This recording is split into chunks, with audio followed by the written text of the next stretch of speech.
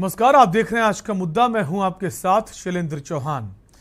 मोहन भागवत जो आरएसएस प्रमुख हैं, उनका एक बयान काफी चर्चा में है। उन्होंने कहा है कि भारत का जो सपना है अखंड भारत का, वो बहुत जल्द पूरा होगा। वैसे तो ज्योतिष के अनुसार 20 से 25 साल लगते हैं, लेकिन हमारी कोशिश है हम इसे 15 साल में पूरा कर लेंगे। इसके बाद विपक्षी पार्टियों की तरफ से तमाम सारी प्रतिक्रियाएं भी आ रही हैं, उस पर भी बात करेंगे। तो आज बात करेंगे अखंड भारत का सपना होगा अपना।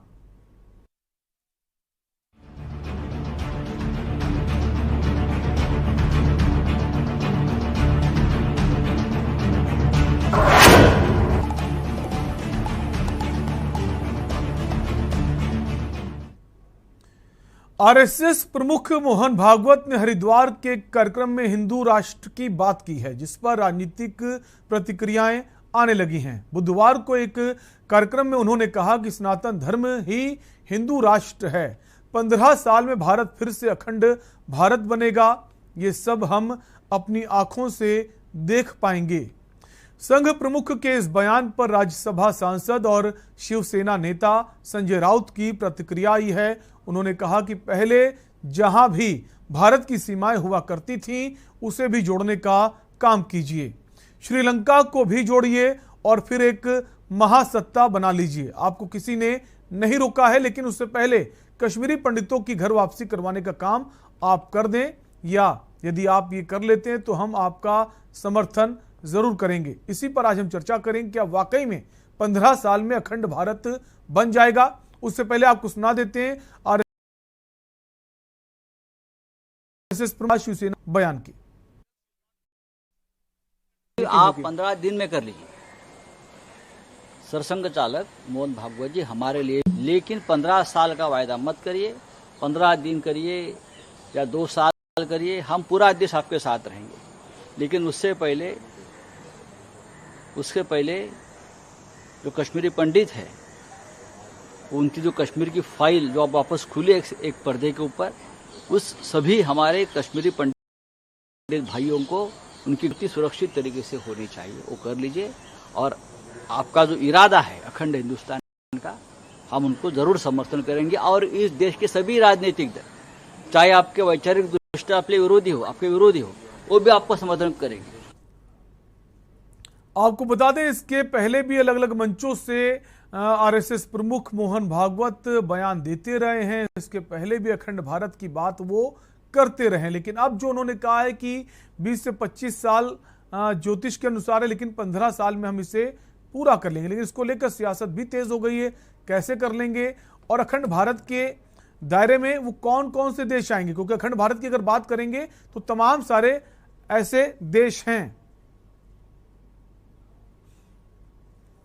इसी पर हम बात करेंगे। हमारे साथ कई सारे खास मेहमान भी जुड़ेंगे। फिलहाल हमारे साथ बीजेपी नेता चेतना पांडे जुड़ गई हैं और सुधा मिश्रा जुड़ गई हैं, कांग्रेस प्रवक्ता हैं। आप दोनों का बहुत बहुत स्वागत है चर्चा में।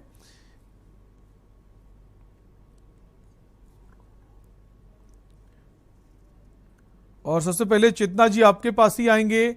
जो बात मोहन भागवत आरएसएस प्रमुख की तरफ से कही गई है, 15 साल में हम अखंड भारत बना लेंगे, क्या लगता है कि वाकई में ये सपना पूरा होगा और कैसे पूरा होगा? क्योंकि कहा जाता है, अगर इस बयान के पीछे जाएं, जो संघ की विचारधारा, उस पर अगर बात करें तो तमाम सारी बातें सामने आती हैं कि हिंदू राष्ट्र के तहत ही अखंड भारत का सपना पूरा हो सकता है। चेतना जी। हिंदू राष्ट्र की तो बात नहीं कही है भाई साहब ने। उन्होंने अखंड भारत कहा है। अखंड भारत अर्थात भारत से अराजकता का नाश हो और जितने भी धर्म के लोग और संप्रदाय के लोग, जितने भी पंथ के लोग भारत में रह रहे हैं, वो शांति के साथ भारत में रह पाए। हमारे पड़ोसी देशों में हमारी मित्रता हो, इसी स्वप्न को साकार करने की बात आदरणीय मोहन भागवत जी ने कही है। और मैं चाहती हूं और संपूर्ण समर्थन है भारतीय जनता पार्टी का इस वक्तव्य के साथ कि भारत में अखंड भारत का स्वप्न साकार हो और प्रत्येक हिंदू, प्रत्येक सनातनी ये स्वप्न देख करके ही भारत में वास करता है। लेकिन चेतना जी, आपको यहां पे बोलूं कि अखंड भारत बल से नहीं बल्कि हिंदू धर्म के जरिए संभव है, ये भी कहा है। और कल नहीं, इसके पहले तमाम बार उन्होंने इस बात को कहा है। तो भाई साहब, भारतवर्ष सिर्फ सत्य सनातन धर्म पर ही स्थापित है। यहाँ की सभ्यता, यहाँ की संस्कृति, यहाँ का पंथ, सब कुछ सत्य सनातन धर्म पे ही स्थापित है। हम जन्म से हिंदू ही है। भारत में जन्म लेने वाला प्रत्येक व्यक्ति हिंदू ही है। और जो भी व्यक्ति मातृभूमि की सेवा करता है, मातृभूमि के प्रति निष्ठा रखता है, जल जीवन, जल और जनता के प्रति समर्पित है, वो हिंदू ही है। तो हिंदू राष्ट्र होने में कोई भी, मुझे नहीं लगता है कि इसमें कोई भी, किसी को भी मतभेद होगा। सुधा मिश्रा बनी हुई कांग्रेस पार्टी से। सुधा जी, जैसा कि चेतना जी कह रही हैं कि हिंदू राष्ट्र अगर बनता है, होता है, उसमें आपत्ति क्या है, खासकर कांग्रेस पार्टी को?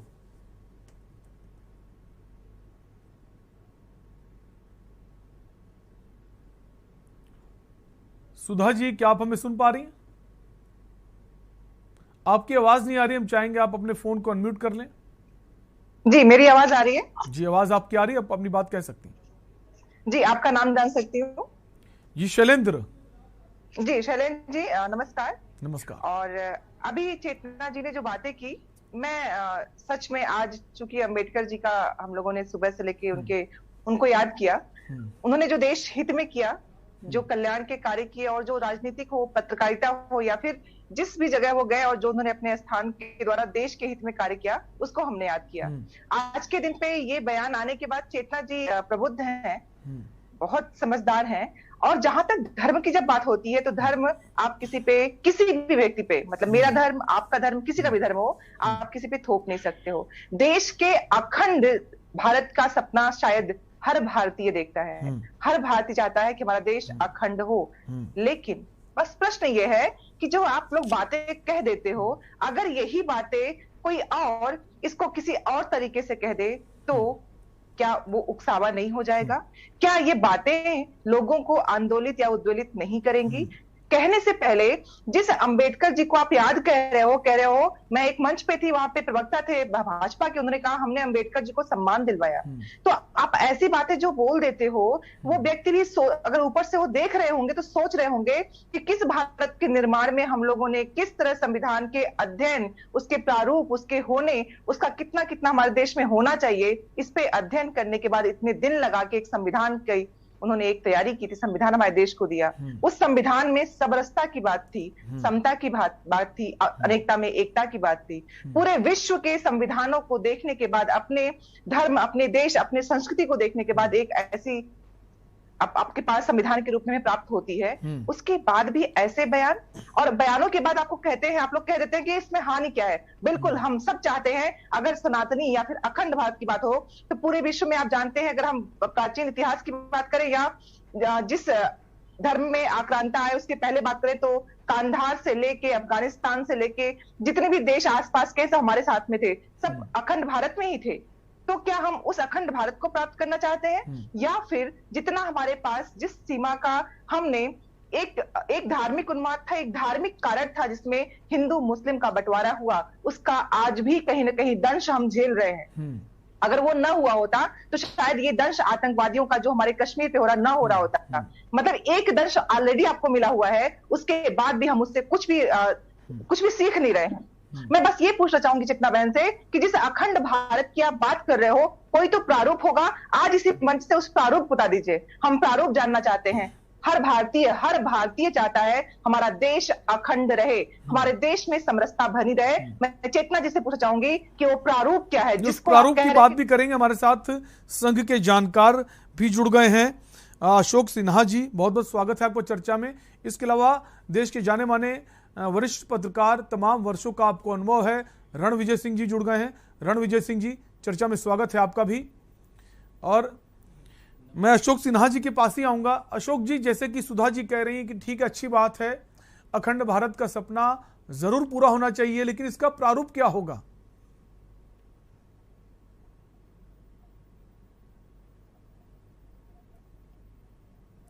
अशोक जी, हम चाहेंगे आप अपने फोन को अनम्यूट कर लें।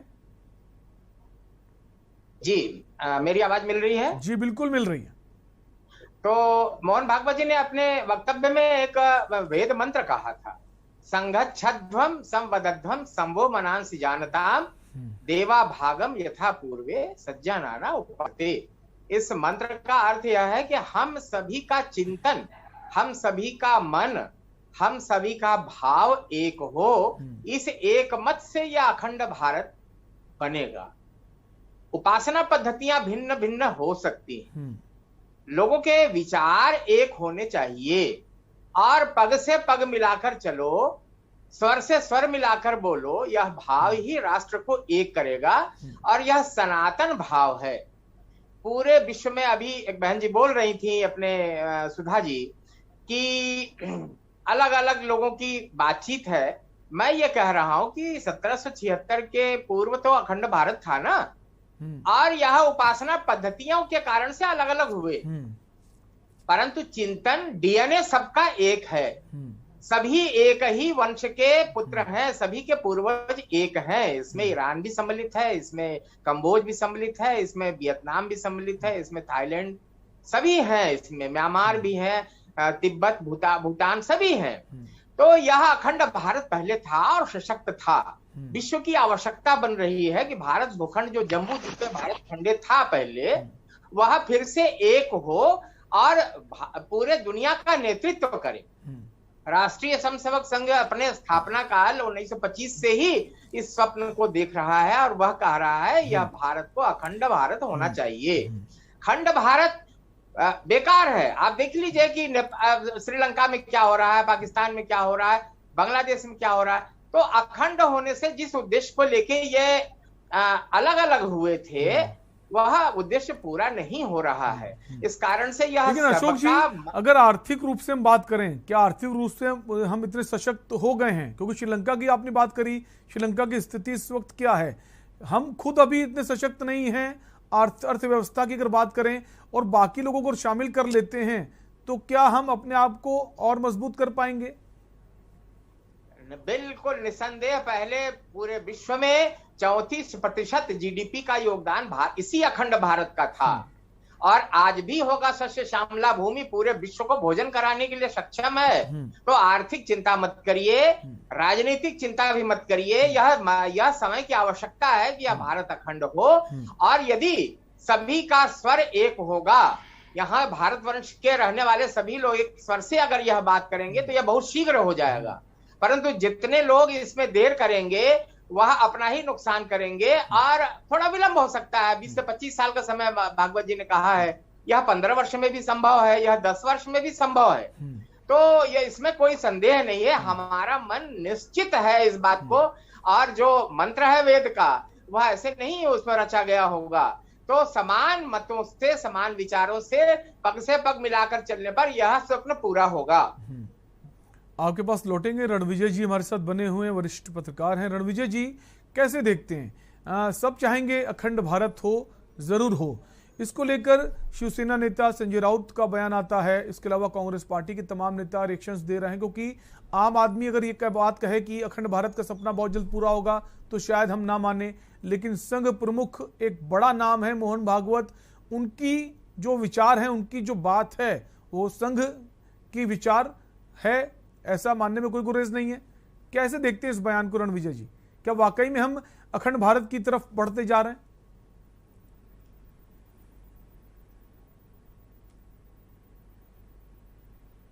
मैं इस सदिक्षा का नमन करता हूं और ये होना चाहिए। ये हर आपके पैनलिस्ट ने ये बोला कि भाई ये तो अच्छी बात है, स्वागत योग्य है, लेकिन ये केवल वाणी है। ये अखंड भारत का बनाने का प्रारूप क्या होगा? हिंदू राष्ट्र बनेगा। हिंदू राष्ट्र को कई बार चर्चा जब हुई है तो समरसता है। हिंदू राष्ट्र में हिंसा की जगह नहीं है, भाईचारा है। राम राज्य हो, चाहे वो कृष्ण का काल हो, सब वो प्रेमा उनका अवतार था, राम राज्य था। तो यहाँ से जो चीज़ें हिंदुत्व के एक अलग सनातन जो परंपरा उपजी है, वो उसका हम कितना वर्ण आज हो रहा है, हमको पहले इसका आत्मचिंतन करना पड़ेगा कि इस देश में, इस देश ने आज़ादी और आज़ादी के साथ विभाजन से लेकर 64 से 20 के बीच तक दंगों के लंबे दंश देखे हैं। उसके भी तह में हमको जा करके ये देखना पड़ेगा जिसमें कि क्या कौन सी परिस्थितियां थी जो हमारा पुरातन जिसका हम आज स्मरण कर रहे हैं, वो परिस्थितियां से क्या हम उबर कर ऊपर आ गए हैं, हम एक नए परिवेश का जन्म दे रहे हैं? ऐसा नहीं है। चुनाव में या जिस तरह से हिंदुत्व का और का राजनीतिक तौर पर उपयोग हो रहा है और उसके धर्म के सहारे, जाति के सहारे जिस तरह से हम अब चुनाव जीतना इस देश में एक अभिप्राय बन गया है और इसमें जो है हर कोई अपनी गोटी सेक रहा अपने अपने हिसाब से, और उसमें जो अव्वल हो रहा है वो सत्ता पर काबिज है। तो ऐसी विषम सारी परिस्थितियों में हमको इस बात का आत्म मंथन या आत्मचिंतन उन सारे समीक्षकों को करनी पड़ेगी। क्या हम उस राह की तरफ बढ़ गए हैं जिस सदीक्षा का उद्बोधन अपने भाषण में संघ प्रमुख जी ने किया है? इसके साथ हमको देखना है कि भारत खड़ा कहाँ है और भारत के इर्द गिर्द के जो लोग विभाजन से अलग हुए हैं, जो हमसे अलग हो गए हैं, उनके भी टुकड़े हुए हैं और जो पड़ोसी देश हैं उनके हमारे संबंध किस तरह के हैं? आज के अंतर्राष्ट्रीय राजनीति में किस तरह की परिस्थितियां बन रही हैं? केवल मार से और भाषणों से नहीं होगा। एक सांस्कृतिक संगठन है और होल टाइमर जिसमें काम करते हैं उसके लिए नमन है संघ के सामने, लेकिन ये बाणी ऐसे नहीं पूरी होती है। ये भाषण ही बन के रह जाएगा और सारे ज्योतिष अंकगणित फेल हो जाएंगे और हम कहीं उस अंधी सुरंग की तरफ इस चुनावी राजनीति और विभाजन से तो नहीं चल दिए हैं कि जो एक बहुत बड़ा हमारे लिए संकट खड़ा होगा और ये सदीक्षा हमारी केवल सपना बन के रह जाएगी। मुझे इस बात की आशंका है, भय है अंतर्मन में। इसलिए मैं ये कह रहा हूँ, मैं अपने पैनलिस्ट लोगों से भी यही बात कहूँगा कि आप लोग भी इस बात को मंथन करिए कि वर्तमान जो परिदृश्य है, चुनावों में जो जिन तरह के हथकंडे अपनाए जा रहे हैं, जिस तरह से जाति में उपजाति में भी उपजात खोज करके चुनाव लोग लड़ रहे हैं और जीत रहे हैं, कोई भी पार्टी हो, मैं नहीं कर रहा। और जातियों को लेकर आज चूंकि संविधान निर्माता जो हैं बाबा साहब अम्बेडकर, उनकी 131वीं जयंती, उन्होंने खुद कहा था कि जो जातियां हैं वो एक जहर हैं, पॉइजन है, इनसे हमें दूर रहना होगा। और इस सपने को पूरा करने के लिए क्या तैयारी है, इस पर भी हम बात करेंगे। हमारे साथ और भी मेहमान बने हुए, वापस आपके पास लौटेंगे, चेतना पांडे के पास वापस आएंगे। चेतना जी, जैसे आप कह रहे हैं कि जो बयान है उसको स्वागत करना चाहिए, अच्छी बात है, लेकिन संजय राउत का कहना है कि जो कश्मीरी पंडित हैं पहले आप उनको उनके घर भेज दीजिए, उनको स्थापित करा दीजिए जो विस्थापित हुए वहां से, उसके बाद आप अखंड भारत की बात कीजिए, हम भी स्वागत करते हैं, समर्थन करते हैं। चेतना जी। माननीय मोहन भागवत जी ने अभी 4 अप्रैल को ही एक और भी बयान दिया था जिसमें उन्होंने कश्मीरी पंडितों को पुनः स्थापित करने के लिए और जो भी कार्यवाही है उसे पूर्ण करने के लिए और उन्हें दोबारा किसी तरीके की हानि न पहुंचाई जा सके किसी के भी द्वारा, इस पर विशेष बल दिया है और जल्द ही सरकार द्वारा इस पर कार्य भी किया जाएगा।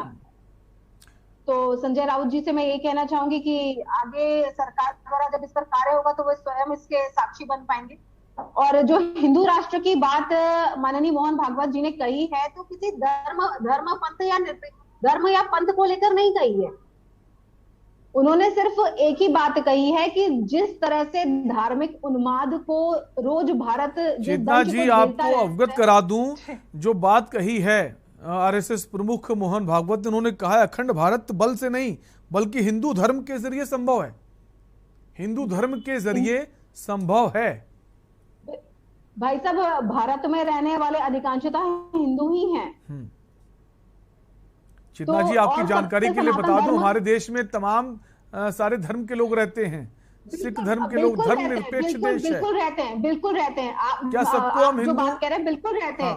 भारत एक धर्मनिरपेक्ष राज्य है, ये गणराज्य है, ये सभी जानते हैं। आज संविधान के निर्माता जी का जन्मदिन है, ये सभी जानते हैं। ठीक है, ये बात आज सुबह से हम सब सुन रहे हैं। लेकिन भारत में जो संविधान निर्माता थे बाबा साहेब अम्बेडकर, उन्होंने एक बात बहुत कही थी, उसके बारे में मैं आपको बता दूं। उन्होंने कहा था कि हिंदू धर्म जो है, हिंदू राष्ट्र की जो भावना है, ये बहुत बड़ा दुर्भाग्य होगा अगर हिंदू राष्ट्र की तरफ हम जाते हैं, इसकी स्थापना अगर हो जाती है।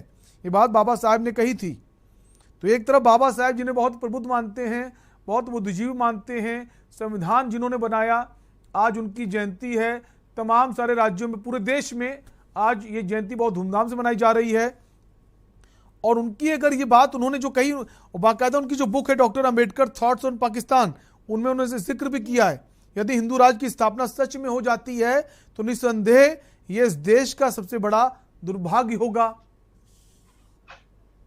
भाई साहब, हर व्यक्ति के अपने विचार हैं और मौजूदा परिस्थितियों को देखते हुए माननीय मोहन भागवत जी ने जो निर्णय लिया है या जो विचार अपने प्रस्तुत किए हैं संगोष्ठी में, तो वो विचार को हमें मैं पर्सनली समर्थन करती हूँ। मुझे तरह बहुत सारे, आप समर्थन नहीं करती, पूरा देश समर्थन करता है। सबका सपना है हमारा देश अखंड भारत हो जाए, लेकिन कैसे होगा?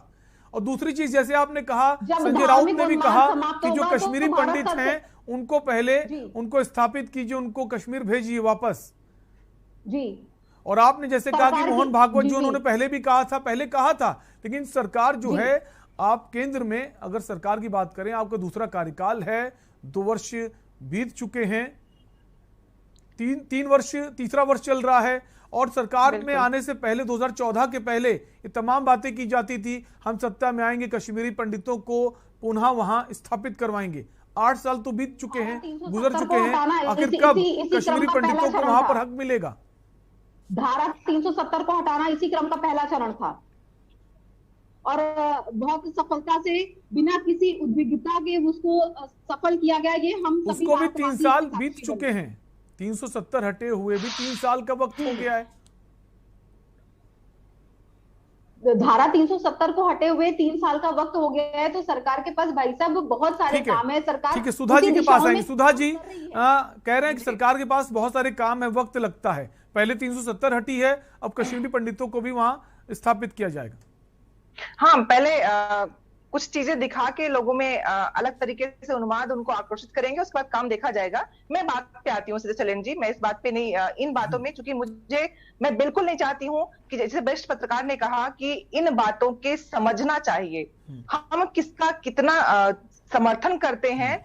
कभी कभी आपकी अपनी व्यक्तिगत राय भी तो होनी चाहिए। समर्थन करना जरूरी है, इसीलिए हर बात में समर्थन। और हमारी चेतना बहन हर बात में खुद कंट्रोडिक्ट कर रही हैं। पहले कह रही है उन्होंने हिंदू नहीं कहा, फिर कह रही है उन्होंने हिंदू कहा, फिर कह रही है क्या दिक्कत है। अब इन चीजों में अब वो क्या कहना चाहती है खुद क्लियर नहीं है। और इसके पहले हमारे सर थे आरएसएस से, मैं एक ऋग्वेद की लाइन कहना चाहूंगी। उन्होंने एक बहुत अच्छा श्लोक पढ़ा, मैं बस एक लाइन कहना चाहूंगी कि ऊर्ध्वाम दधानः शुचिपेंष्टः धियम। इसका मायने है कि विद्वान अपनी बुद्धि को उत्तम कार्यों में लगाते हैं, ऋग्वेद में कहा गया है।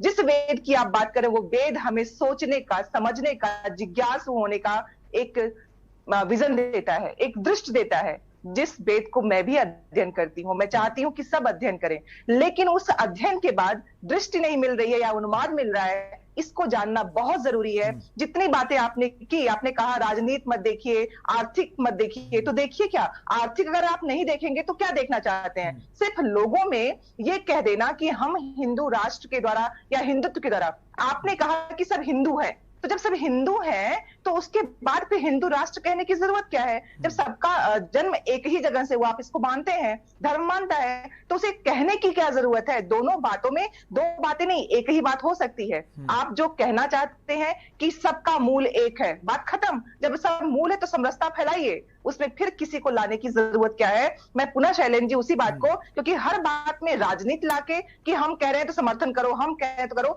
ये नहीं। आपके देश के हित में जो अखंडता की आप बात कर रहे हो, उस देश के अखंडता में क्या जरूरी है? अगर ये जहर पहले बोला जा रहा होता तो आप जानते हैं कि हम देश के इस जहां पे खड़े हैं, जहां पे कहते हैं कि हम दौड़ रहे हैं विकास में, हम इतना जितनी पहुंच गया, आपको देश ऐसे रूप में न मिला होता। क्योंकि हम जिस दंश से निकल के आए थे, बंटवारा हुआ था आपके देश का, उसके बाद भी देश में सबको समान अधिकार मिले, मौलिक अधिकार मिले, आपको विकास करने का तरीका मिला, आप आगे बढ़े, वो सब ना मिल रहा होता। मैं पुनः उसी लाइन पे कहूंगी, क्योंकि आप बार बार वेदों की बात करते हैं, हमारे वेदों का अगर अध्ययन कराया जाए तो सच में बच्चा सोचने, समझने और दृष्टि रखने वाला हो जाएगा। मैं पुनः उसी लाइन पे आऊंगी, क्योंकि आप लोग बात सोचते हो कि आप अगर संस्कृत के वेदों के अध्ययन करते हैं तो सब लोग करते हैं। मैं पुनः उसी लाइन पे आऊंगी कि ऊर्ध्वाम दधाना शुचिपेश्च धियम, कि जो अपने विद्वान होते हैं अपने बुद्धि को उत्तम कार्यों में लगाते हैं, ये करने की जरूरत है।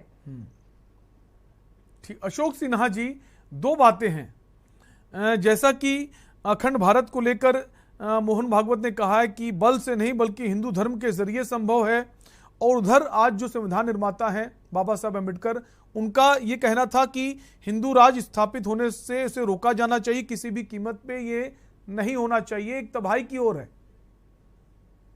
हिंदू राज शब्द आपने प्रयोग किया है, मैं हिंदू राष्ट्र कह रहा हूं।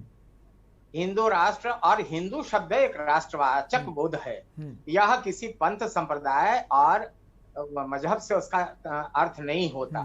धर्म एक ही है विश्व में, वह है सनातन धर्म, यानी सनातन चिंतन, यानी कि सबको साथ लेके चलने वाला विचार। अब इसमें जो और सनातन धर्म का जन्म किसने किया नहीं पता, कोई एक पुस्तक हो नहीं पता, कब स्थापित शुरू हुआ नहीं पता, परंतु जो मनुष्य के द्वारा रचित पंथ है या मजहब है या रिलीजन है, यह मनुष्यों के द्वारा शुरू किए गए हैं और इनका चिंतन। लेकिन अशोक जी, कितना ये आसान कैसे होगा? जैसे आप कह रहे हैं एक ही धर्म है, हिंदू धर्म है, सनातन धर्म है, जो बाकी धर्म है क्या वो मान जाएंगे? आप बाकी देशों की बात तो छोड़िए, जो हमारे देश में तमाम धर्म के लोग हैं, क्या इस पर राजी होंगे? आप तो समझने की प्रयास करिए कि धर्म यानी कर्म, यानी कर्तव्य। धर्म जहां जहां ध लग रहा है उसको क बना दीजिए, यह कर्तव्य है। राष्ट्र धर्म, पुरुष पिता धर्म, माता धर्म, पड़ोसी धर्म, पुत्र धर्म, पुत्री धर्म। तो धर्म एक आज वे ऑफ लाइफ है, इसका उपासना पद्धति से नहीं कोई मतलब है। और हिंदू जब शब्द हम प्रयोग करते हैं तो संपूर्ण अखंड भारत जम्बू द्वीपीय भारत खंडे का निवासी है, हम सभी हिंदू हैं। और हिंदू कहने लेकिन सवाल इसी बात का ना अशोक जी, जो बात आप समझा रहे हैं हमें, ये बाकी लोग कैसे समझेंगे, ये एक बड़ा सवाल है। और बाकी देशों की बात तो छोड़िए, हमारे देश के लोगों को समझाना एक बड़ी चुनौती होगा। एक ब्रेक का वक्त है, आप सभी मेहमान बने रहिए, और ब्रेक के बाद जानेंगे जो बाबा साहेब की जो बातें थी और संघ के जो विचार हैं कितना मेल खाते हैं।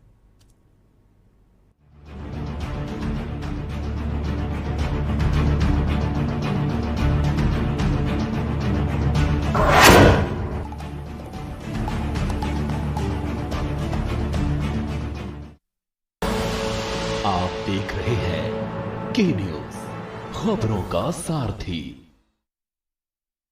पर ये दिल है कि चख रहा है उन्हीं अल्फाजों का दूर कितना भी जाओ, इस जुबान से दूर ना जा पाओगे। विमल, बोलो जुबान केसरी। गोल्डी हिंग का तड़का लगे तो सभी दबा के खाते हैं। गोल्डी हिंग, कण कण में जान। सोचिए मत, मेरी और पूरे हिंदुस्तान की तरह आप भी समर कूल कूलर और होम अप्लायंसेस लीजिए और बेफिक्र हो जाएगी। इस कार्यक्रम के प्रायोजक करता है रामा हॉस्पिटल, किफायती एवं बेहतर स्वास्थ्य सेवाएं।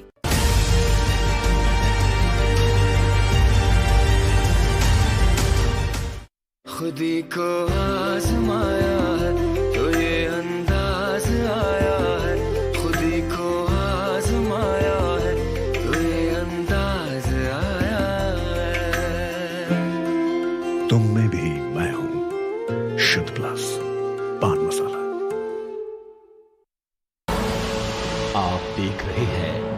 के न्यूज, खबरों का सारथी।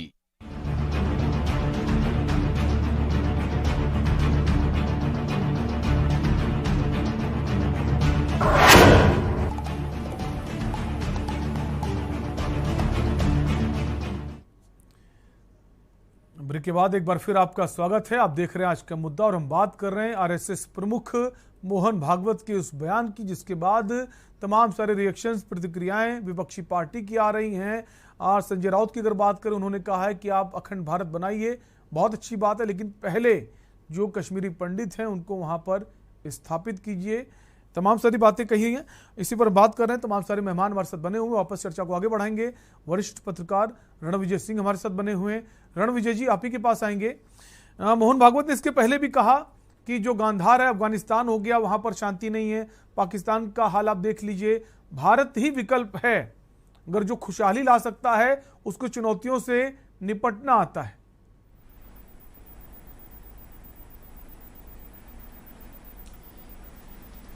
देखिए, वो जो बोल रहे हैं वो सब मुझे लगता है कि उसके पीछे उनका उद्देश्य कुछ ऐसा है कि केवल ये लोग इसको प्रतिक्रिया दें, लोग इसको वो करें और संघ के लोगों में एक उत्साह भरें कि उनका 100 साल पूरा होने वाला है शीघ्र ही। तो उसके लिए उनमें, क्योंकि ये जो उनका वक्तव्य है, मैं जो देश और दुनिया दोनों के राजनीतिक उथल पुथल और अस्थिरता के बीच जो तूफान है, उसके बीच में इसका मुझे रेलिमेंस, वो बहुत बड़े व्यक्तित्व हैं, मैं उनकी बात पर बहुत टिप्पणी क्या करूं, लेकिन मुझे ये लगता है कि ये सदिच्छा से ऊपर कुछ नहीं है, क्योंकि हम आज देश की जो खुद की आंतरिक अर्थव्यवस्था है वो इतनी जर्जर हो चुकी है। जिस देश में महंगाई है, बहुत है, बेरोजगारी है, जिस देश में 80 करोड़ देशवासी केवल 5 किलो अनाज आप दे रहे हैं, जिससे उनका जीविकोपार्जन हो रहा है, ऐसे में स्वावलंबन कहाँ है? स्वावलंबन तो नारा है आपका, है टैक्स का टेररिज्म है। ऐसे में हम खुशहाल कहाँ है? मध्य वर्ग मिटता जा रहा है, रिटेल खत्म हो चला है आपके देश से। तो ऐसे में ये बातें कहना कि भारत खुशहाल है, और ये हाँ देखने के लिए खुशहाल है, प्रचार में खुशहाल है, लेकिन जमीनी हकीकत आपको समझना चाहिए। केवल भाषणों से हिंदू राष्ट्र की स्थापना नहीं होती है। हिंदू राष्ट्र में समरसता नहीं तो हिंदू राष्ट्र, अखंड हिंदू राष्ट्र आप क्या बनाएंगे? समरसता है नहीं, आपके देश में इतना अविश्वास है, हर चुनाव आपको एक लंबा घाव दे रहा है, उस पर आप चाहते हैं कि ये नहीं 25 साल में ज्योतिष कहता है और 15 साल में हम कर लेंगे। तो ये तो मेरे समझ से थोड़ा ज़्यादा वो लग रहा कि सत्यता से थोड़ा दूर है, क्योंकि वो इतने बड़े और इतने देश क्या दुनिया के माने हुए इतने बड़े संगठन के प्रमुख हैं, उनकी बात का तो आदर होना चाहिए, उसके तो उस पर मैं नहीं कहता। लेकिन मैं ये मानता हूँ कि भारत जैसे ही देश में जहाँ बहुविविधतावादी सांस्कृतिक स्थितियाँ हैं, उसमें भरोसा जिस तरह से टूटा है, इन दौरान जो भरोसा टूटा है, जो असमानता बढ़ी है, उसमें हम पहले अपने जैसे चिराग जला देने से नहीं है, उसके दीप में उसके नीचे जो अंधेरा है उसको हटाने की हमको युक्ति सोचनी पड़ेगी, वो सोचना पड़ेगा। इस दिशा में हमको सार्थक प्रयास करना पड़ेगा, तब वो जो सदिच्छा व्यक्त कर रहे हैं उस मार्ग पर हम चल सकते हैं।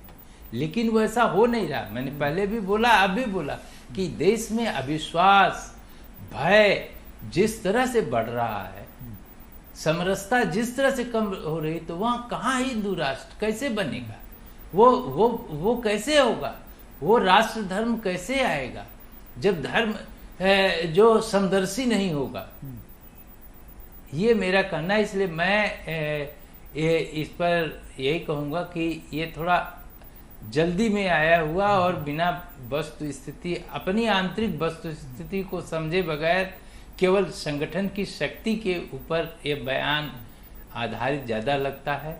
हकीकत हो सबको, हालांकि इसके पहले भी अखंड भारत को लेकर तमाम बार ये बात कह चुके हैं, लेकिन 15 साल वाली बात है वो अब सामने आई है। क्या वाकई में 15 साल में अखंड भारत का जो सपना है वो पूरा हो जाएगा? चेतना जी के पास आएंगे। चेतना जी, कई सारी चुनौतियों से इस वक्त देश जो है गुजर रहा है, खास तौर पर अर्थव्यवस्था बहुत मजबूत नहीं है, महंगाई चरम पर है, बेरोजगारी भी बहुत ज्यादा है। पहले हम अपने आप को मजबूत कर लें, इतना सशक्त कर लें ताकि जो बाकी देश हैं वो विश्वास कर सके कि आपके साथ आएंगे तो हमारा भी भला होगा, तभी कोई आपके साथ जुड़ेगा। ऐसे क्यों कोई आपके साथ जुड़ेगा? चेतना जी। बिल्कुल, वास्तविकता तो यह है कि कुछ तकनीकी समस्याओं के कारण मैं आपको ना तो देख पा रही थी और ना ही सुन पा रही थी। लेकिन फिर भी जो बात आपने पूछी है उस पर मैं अपना मत सिर्फ इतना ही व्यक्त करना चाहूंगी कि भारत अपनी अर्थव्यवस्था, यहाँ की बेरोजगारी को दूर करने के लिए भारतीय जनता पार्टी द्वारा केंद्र व प्रदेश में प्रत्येक तरीके की योजनाओं के माध्यम से जनता को लाभ पहुंचाने का 100% प्रयास किया जा रहा है, जिसमें कुछ सफलता है और कुछ सफलता आगे भी हमें प्राप्त होती रहेगी। और रही बात कि पड़ोसी देशों में भी वही दंश झेला जा रहा है जो भारत में धार्मिक उन्माद की दृष्टि से रोज हम जूझते रहते हैं, तो उसी दृष्टि को कुछ राजनीतिक पार्टियां भुनाकर, कुछ किसी संप्रदाय विशेष को बरगलाकर जिस तरीके के प्रयासों को कार्यान्वित करती हैं, उन पर अगर रोक लगाने का कोई भी प्रयास किया जा रहा है तो जरूर उसकी सराहना होगी।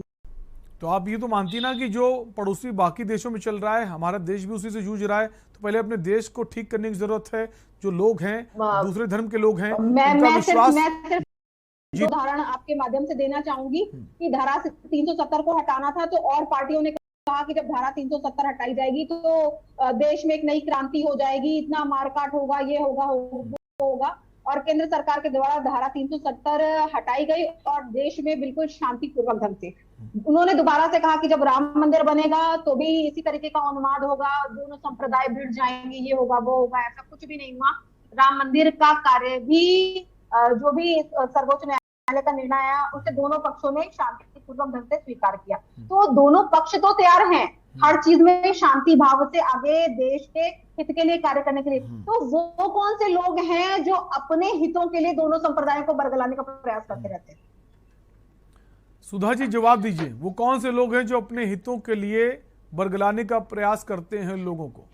शैलेंद्र जी, वो वही लोग हैं जो अपने अनुसार, अपने प्रसंग के अनुसार हर चीज को मोल्ड करके अपने लिए यूज कर लेते हैं। ये वही लोग हैं। चेतना जी जब बचपन में रही होंगी तो इन्होंने कभी हिंदू मुस्लिम और ये देखा नहीं हुआ, मेलों में उन्होंने कभी हिंदू मुस्लिम नहीं देखा होगा। समरसता इन्होंने स्कूल में देखी होगी, शायद आप कहीं अब देखेंगे नहीं। हमें नहीं मालूम था कि धर्म के नाम पे इतने उन्माद फैल सकते हैं, हमें नहीं मालूम था। तो इनके प्रश्न का उत्तर इनके पास ही है, क्योंकि उन्मादी जो तेवर लाए गए, जो भड़काने की बात की गई, जो कुछ किया गया, 370 हटना सच में एक क्रांतिकारी कदम था। जो लोगों को लग रहा था वो नहीं हुआ, ये तो स्वागत योग्य है, स्वागत होना चाहिए, स्वागत हुआ। लेकिन उसके आड़ में आप किसी को कह दो जो कार्य आप स्वयं कर रहे हो, किसी पे लांछन लगा के। सबसे पहले आप देखा सुरेंद्र जी, इस समय जो राजनीति का जो चेंजेस हुआ है कि अब कृतज्ञता इतनी ज्यादा आ गई है कि इनको लगता है कि ये 7 साल से इस देश पे अगर इनका सरकार बनी हुई, जो कि जनादेश है, जनता ने हमें वहां तक पहुंचाया, सरकार जनता बनाती है, उसके बाद भी आपको लगता है कि जो कुछ कर रहे हो सिर्फ आप कर रहे हो। बिल्कुल आप कर रहे हो। महंगाई का इतना जो कमर तोड़ आपने 2010 में देखा था कि इनके जितने भी नेता थे, वरिष्ठ नेता, सिलेंडर को लेके कैसे बैठते थे, तब महंगाई बहुत ज्यादा हो गई थी। लेकिन आज मत सोचिए उस पे, क्योंकि ये बड़ी बात नहीं है। धर्म संकट में है, धर्म की बात सोचिए, राष्ट्र की बात सोचिए। मेरा राष्ट्र मेरा अभिमान है, ये सब व्यक्ति कहते हैं। अखंड भारत मेरा भारत होना चाहिए। शामली में कैराना पर बात करेंगे, मैं खारगोन की बात करूं, मैं खारगोन की बात करूं? बिल्कुल नहीं, बिल्कुल नहीं। चेतना जी, चेतना जी, चेतना जी, चेतना जी, चेतना जी, चेतना जी, इसकी पृष्ठभूमि में जाने नहीं, मैं आ रही हूँ। इसकी पृष्ठभूमि कौन तैयार कर रहा है? लोगों के कौन तैयार कर रहा इकट्ठा करवाने? दिल्ली की बात करेंगे आप, दिल्ली की बात करेंगे आप, पंजाब की बात करेंगे आप, मैंने बोला कि राजनीति, चेतना जी, राजनीति करना बंद करके ना ये जो उन्मादी तेवर दिखा के आज के युवाओं को रोजगार दीजिए उनको, जो आपकी जनता, जो भाई बहन जो जा रहे हैं। कांग्रेस ने 70 साल देश पर राज किया, उन्होंने क्यों नहीं इस रोजगार की प्लेटफॉर्म बनाया? आप बैठ के जिस तरह से आपको बरगला आपकी स्वतंत्रता, आपके बोलने का अधिकार, आपको सब कुछ जानने का अधिकार, आपको इस तरह से हंस के देश में अपने जीवन को जीने का अधिकार, देश की स्वतंत्रता पे कुछ भी बोल देने का अधिकार, अपनी कृतज्ञता को प्रदर्शित कर देने का अधिकार, हर बात को स्वयं और निजीकरण के नाम पे हर चीज बेच देने का अधिकार, सरकारी स्कूलों से जो IAS IPS बन रहे थे उन्हें खत्म करने के अधिकार, शिक्षक के पास हर वो काम रहेगा कि पढ़ाने के अलावा कोई कार्य न कर सके, ये अधिकार आपको मिला है। तो ये आपके देश की कृतज्ञता है, आपकी जो आप नहीं मानते हो। पसंद नहीं आ रही है कांग्रेस को, कभी ट्रांसपेरेंसी पसंद नहीं थी, क्योंकि चेतना जी बचपन को याद के आप बेच रहे हो, आप बहुत अच्छे से जानते हो। सारे सरकारी के हम आप कितनी ट्रांसपेरेंसी लोगों में, मुझे याद नहीं कि मैं बचपन में कोई इस तरह जुलूस निकलते थे जिसमें इस तरह की चीजें होती थी। ये आपने उन्माद लोगों में डाले, तेवर आपने दिए इनको, आपने तेवर दिए। राम जी मेरे हैं, राम जी मेरे हैं, नहीं बिल्कुल नहीं, राम जी मेरे आराध्य हैं, वो मेरा अपना धर्म है। धर्म का मतलब मैं जुलूस निकलने की बात नहीं, आप जुलूस निकलता चेतना जी सुन लीजिए, पहले सुनने की हिम्मत, अच्छा वक्ता वही है जो सुन सके। मैंने आप पे कोई आरोप नहीं, मैंने कहा बचपन के उस दिन की याद करिए जब हम धर्म पे नहीं बटे हुए थे। आप लोग बांट रहे हिंदू मुसलमान क्यों करना है? स्कूल को याद करिए, जिस स्कूल में आपको नहीं पता कि आपकी दोस्त कौन है, आपकी उससे दोस्त होती थी। ये उन्माद आप दे रहे हो युवाओं में, रोजगार नहीं, महंगाई के नाम पे कोई बात नहीं, उन्माद के नाम पे आप बोल रहे हो कि हिंदू राष्ट्र होना चाहिए, हिंदू राष्ट्र होना चाहिए। आप कह रहे हो कि सबका DNA एक है, जब DNA एक है तो एक हो ही है, उसमें करना क्या है आपको? हम सब एक है, हम सब एक है ना, एक है तो पार्टियां लोगों को बरगलाकर अपना मंतव्य नहीं बदला रहे हैं। पिछले 70 सालों में अगर ये चेतना जी किया गया होता, चेतना जी अगर ये हुआ होता ना तो देश इस स्थिति में नहीं होता। हम जितने चीजों से लड़ पा रहे हैं, विश्व में अपनी स्थिति दिखा पा रहे हैं, क्योंकि बाकी पिछली सरकारों ने भी आपके आगे बढ़ने में आपका सहयोग किया है। इस बात को मान लेंगे तो देश विकास करेगा, देश विकास करेगा, ठीक है ना। दूसरों के कंधे पे आप हर व्यक्ति में, खारगौन की स्थिति आपके नियंत्रण क्यों नहीं आई? देखिए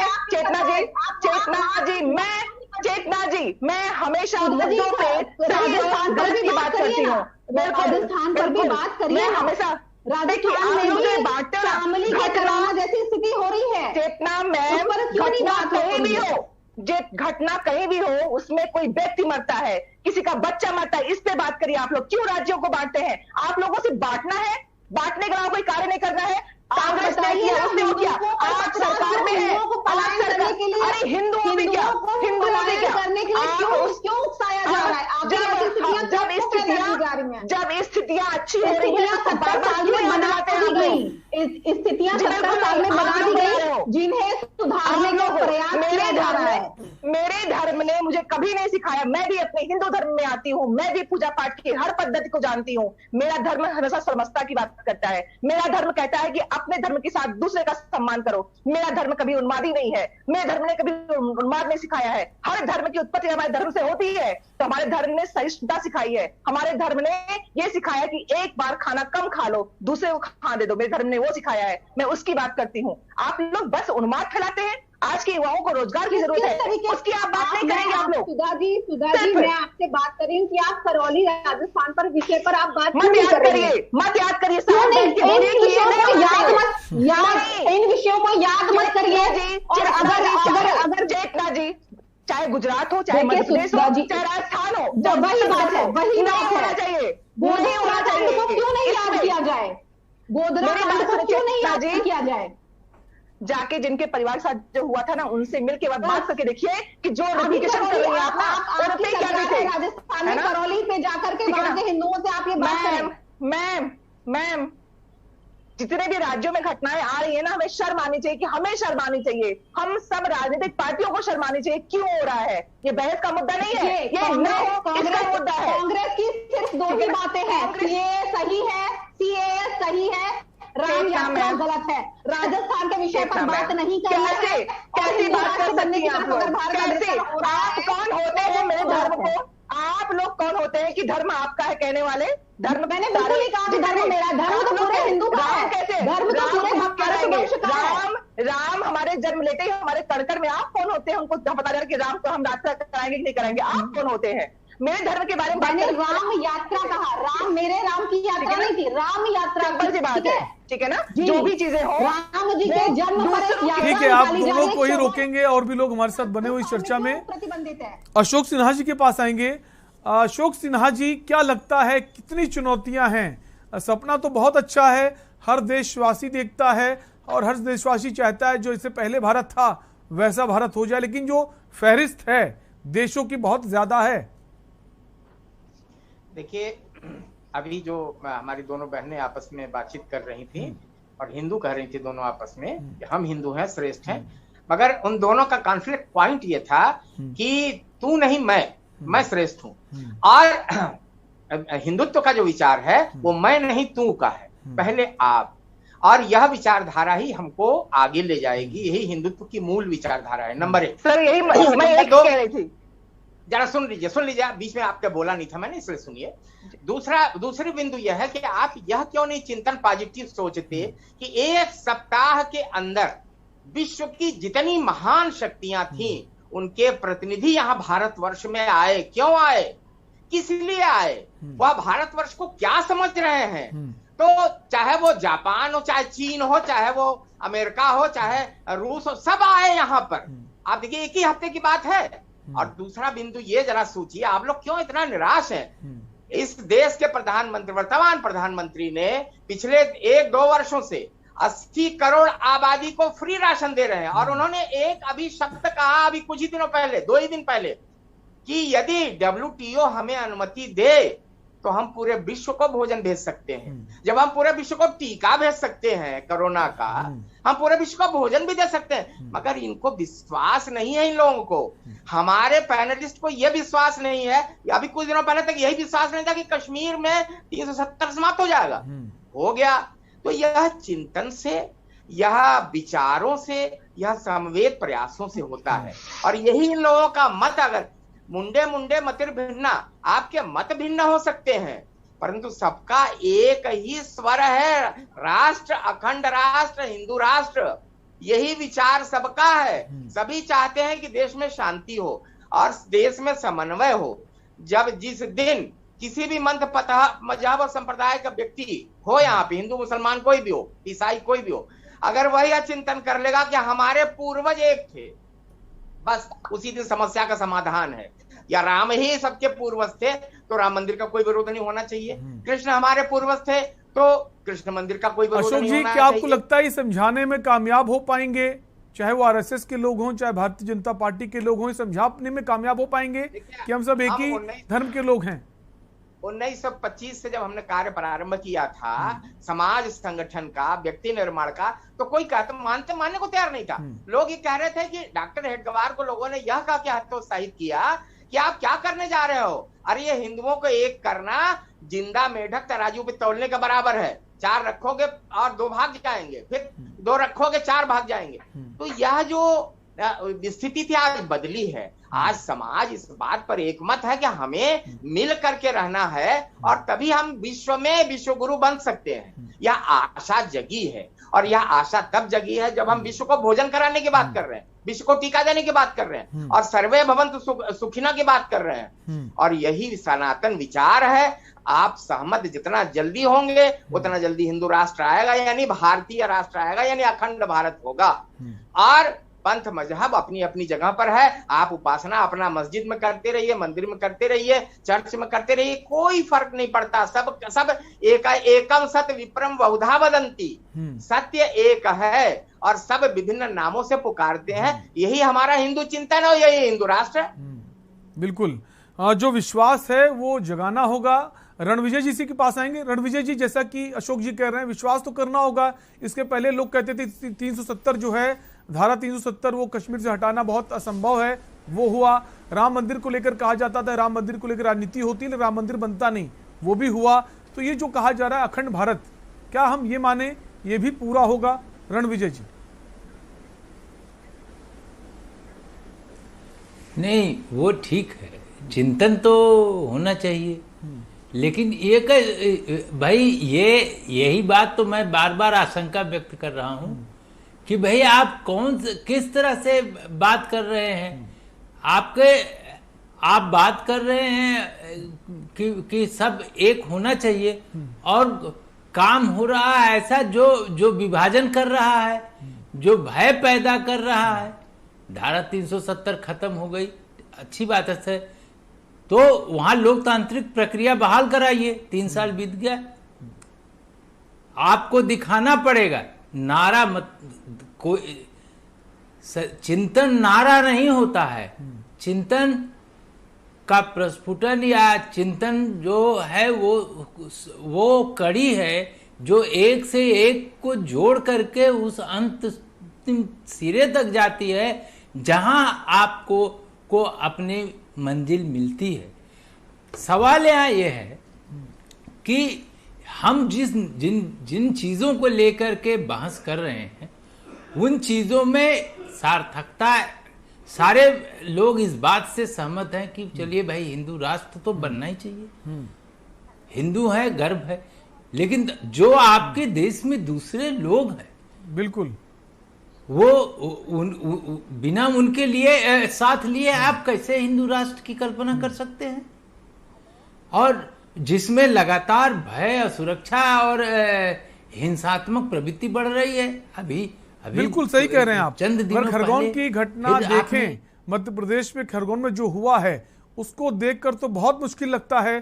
चेतना जी, और खरगोन की बात करें, जो हिंसा हुई है, आपसी जो सद्भाव की बात की जाती है, ऐसा नजर नहीं आया।